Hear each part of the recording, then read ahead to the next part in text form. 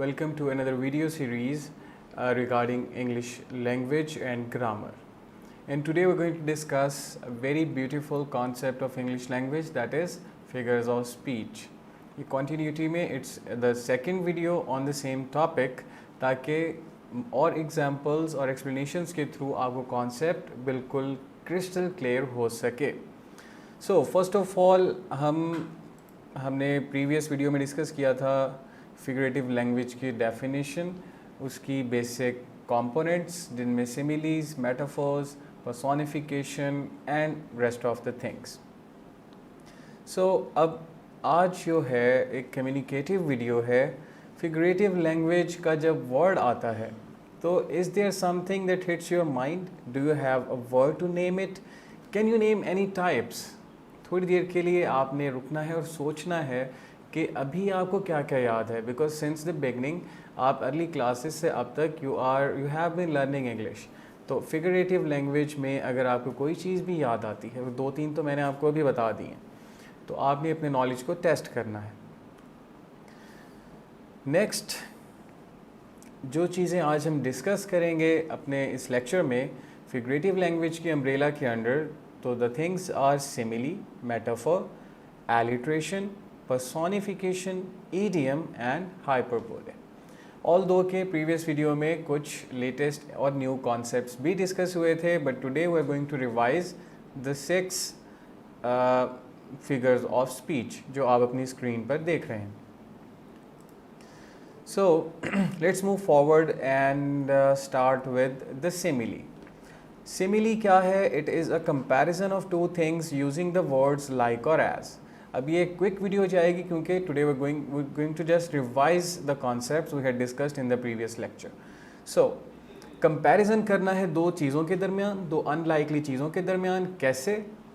2 तरीके हैं. या तो आप द वर्ड लाइक यूज़ करेंगे, या फिर आप द वर्ड एज यूज़ करेंगे. Example, she was as sharp as a cactus. Sharp as a cactus is simile. She is as beautiful as flower. So beautiful as flower is the simile. जब भी आप like और as के words use करके कोई comparison बनाएंगे दो unlikely things के दरमियान इंग्लिश में, तो वो होती है simile. बहुत आसान सा concept है. नेक्स्ट हमारे पास आता है मेटाफर. अब मेटाफर एक तरह से सिमिली ही है, बस इसमें हम लाइक और एज का वर्ड यूज़ नहीं करते, हम डायरेक्टली उसे लिंक कर देते हैं, like in the example given below.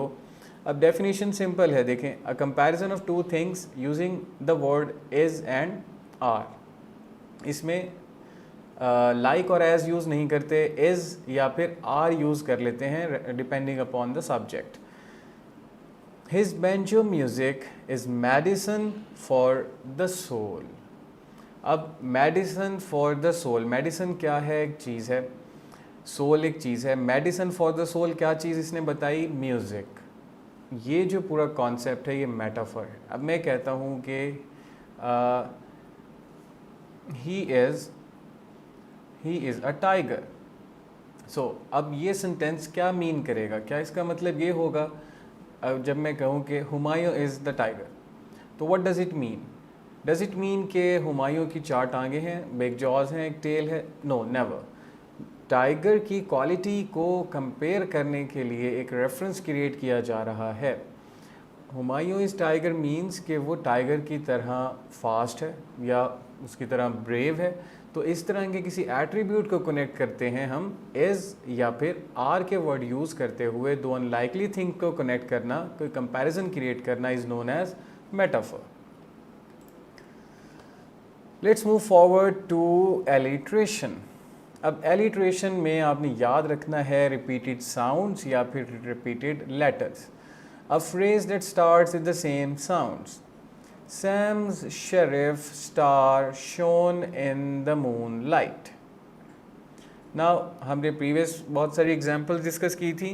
ये बहुत सिंपल है. अगर सेम लेटर जैसे यहाँ S S S S repeat हो रहा है, this repeated sound of that letter is known as alliteration. Next thing is the personification. जब हम किसी नॉन लिविंग ऑब्जेक्ट को या उसे लिविंग एट्रीब्यूट्स देते हैं, किसी नॉन ह्यूमन ऑब्जेक्ट को ह्यूमन एट्रीब्यूट्स देते हैं, तो वो कहलाती है personification. Give an inanimate object human characteristics. So simple कि अगर आप किसी भी इनएनिमेट चीज़ को ह्यूमन कैरेक्टरिस्टिक दे देंगे, जैसे कि the arms of the cactus reached out to hug passer by. Cactus जो कि पौधा है, you can see on the screen, बहुत पॉइंटी सा एक ये पौधा होता है। The arms of cactus, passer bys को हग कर लेती हैं। जो कोई इस कैक्टस के पौधे के पास से गुजरता है तो पौधे की जो आर्म्स हैं, उसके जो बाजू हैं, वो गुजरने वाले को हग कर लेते हैं। मतलब क्या है बताने का कि अगर आप कैक्टस के पास से गुजरेंगे तो उसके जो नेल्स हैं, उसके जो थ्रोन्स हैं, वो आपको कहीं ना कहीं अपने अंदर फंसाएंगे, अटकेंगे। लेकिन उसे बताने का एक और तरीका ये भी है, एक ब्यूटीफाइड सा कॉन्सेप्ट कि जो पर्सोनिफिकेशन से होगा, the arms of the cactus reached out to hug passer bye.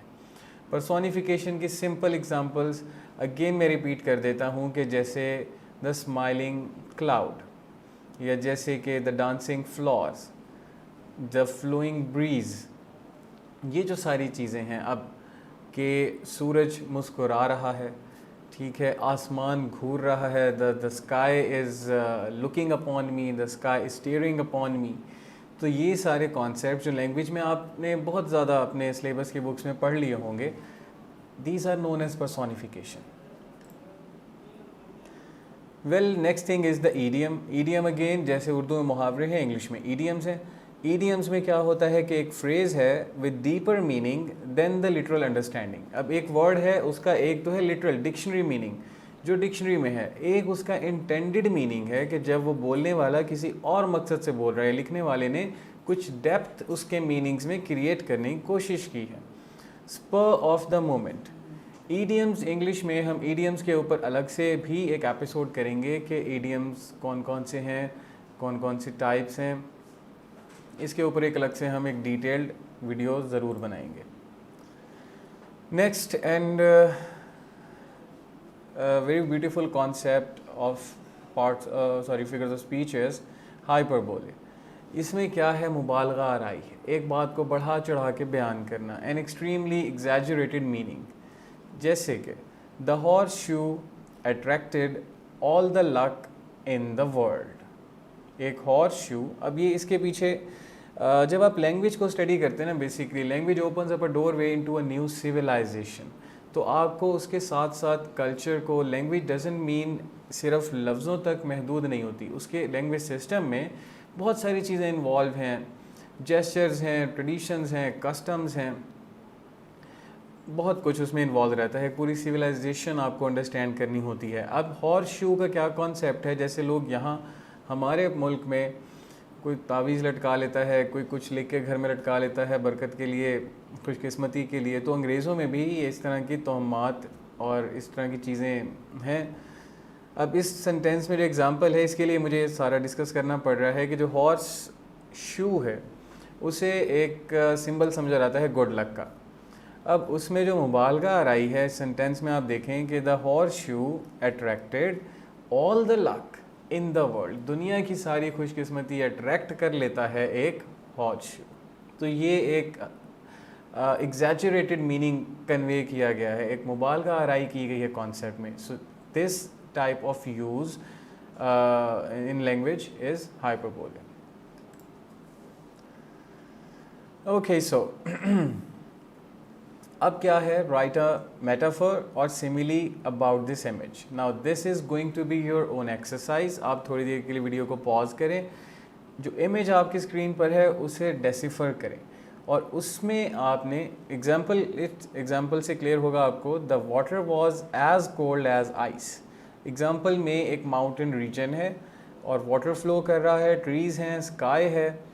अब वाटर बहुत फास्ट फ्लो कर रहा है, आप फास्ट के ऊपर ईडियम बना सकते हैं, आप सिमिली या मेटाफर बना सकते हैं, जैसे कि एग्जांपल में है, the water was as cold as ice is simile, क्योंकि इसमें द वर्ड एज यूज़ किया गया है। अब नाउ इट्स योर टर्न, अपना टाइम लें और आप एग्जाम्पल्स बनाते जाएं। Now what you need is to take out your notebook और एग्जाम्पल्स लिखना शुरू करें, सिमिलीज़ की, मेटाफोर्स की, फिगर ऑफ स्पीच में जितने कॉन्सेप्ट्स आपको समझ आ गए, और फिर फॉर एग्जांपल कि आपको इन 6 में से 4 समझ आ गए, 5 समझ आ गए, तो जो नहीं समझ आया उसे कमेंट सेक्शन में मेंशन कर दें ताकि उसको भी हम डिस्कस कर सकें। So that was all for the day.